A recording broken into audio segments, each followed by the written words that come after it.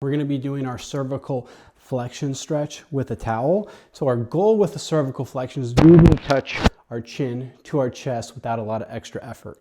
But to help us, we're going to use this towel. Think about this at 3 different levels: the bottom of our neck, the top of our neck, and in between. And we're going to do 5 reps of pulling with this towel to help us get there at each of those levels. So we're taking this and we're pulling it down to kind of assist us in doing that, keeping this even with this line in between my nose and my ears. So I'm not pulling straight down, I'm not pulling straight up. I'm kind of even with that line.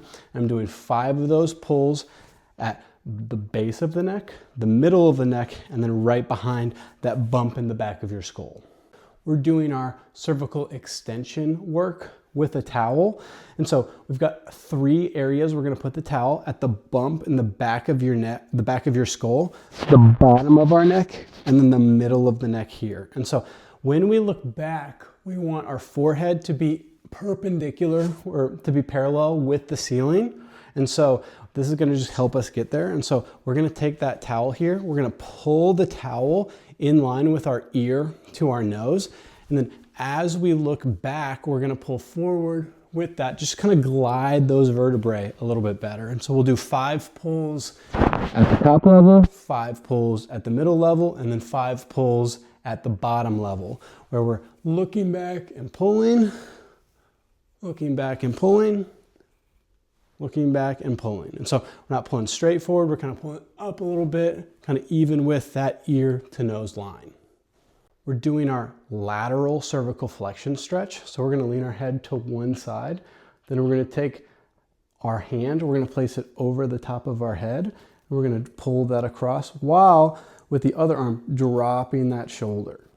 So we get a really, really, really big stretch, basically from the bottom of the ear all the way into these upper traps as we're holding that position. But really important that that shoulder isn't up, that shoulder's drop, because that's going to allow this stretch to be much deeper. We're going to be stretching out our shoulder flexion using an elevated surface like a chair or a bench. So we're going to be on our knees. We're going to put our hands thumbs up on top of whatever we're using here. And then from here, we're just going to hinge back and really try to get that arm as far above the head as we can, putting as much weight into it as possible and really trying to get our bicep back behind our ear to get the best stretch possible.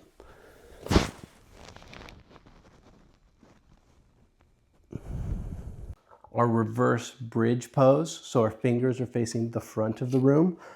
We're locking these elbows out and we're sending these hips as high in the air as we can.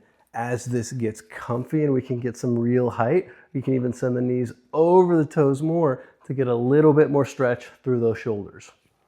We're doing our shoulder 90-90 stretch for shoulder external rotation. So we want to try to get our fists to be as far behind our head as possible. So we're going to kind of get into a split stance position, put our arm up on the wall, and then from here, we're going to lean forward. Now, what we don't want to do is keep this elbow completely locked in one position, because as we hinge, we're going to be dropping lower and lower to get that arm farther behind us. So it's important for us as we hinge down that we allow that elbow to kind of slide with us, because if we keep it there, it's going to get kind of stuck. So allow it so that our elbow to this shoulder is one straight line, whether I'm up tall or hinged really deeply.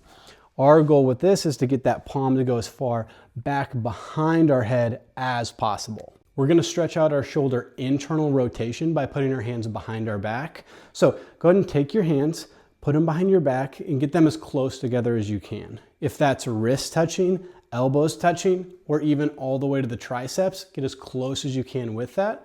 But then once we get there, we're not going to be hunched forward. We're going to squeeze those shoulder blades together to get a really big stretch through the front side of those shoulders. So as we come up and forward, or up and back with those shoulders, getting as much of a squeeze as we can to really open up that shoulder internal. We're doing our prone shoulder adduction stretch. And so a lot of us have probably done that stretch where we pull the arm across like this, but we're actually going to lay on our belly and use our body weight to crank into that even more. So get down on your belly, put your arm across that body, and then lay down on top of that. And then to make that even more difficult, lower this opposite shoulder down to that elbow. And the closer you get to that, the deeper the stretch will be across the back of the shoulder. With our upward facing dog, we're gonna be in that push-up position, but we're gonna go top of the feet, and then we're getting up as vertical as high as we can here, making sure that the top of the feet and our hands are the only thing touching the ground. Working on our plow pose, our spinal flexion, sending our feet over our head, where I'm gonna lay on my back, grab those toes, and send those feet over the air, hitting the ground. We might be stuck here, that's fine. We'll slowly work our way back. And then as this gets easier, 2 ways to progress. We can bend the knees closer to the ground, or we can walk the feet farther and farther back. We can support ourselves with our hands on our back through the entirety of that, or we can have our hands touching our feet. Lumbar locked thoracic rotation, but we're gonna be up on a wall so that we can really open that up. So we're gonna be on our hands and knees. We can go feet flat or feet tucked, it doesn't really matter. We're gonna put that elbow down on the ground.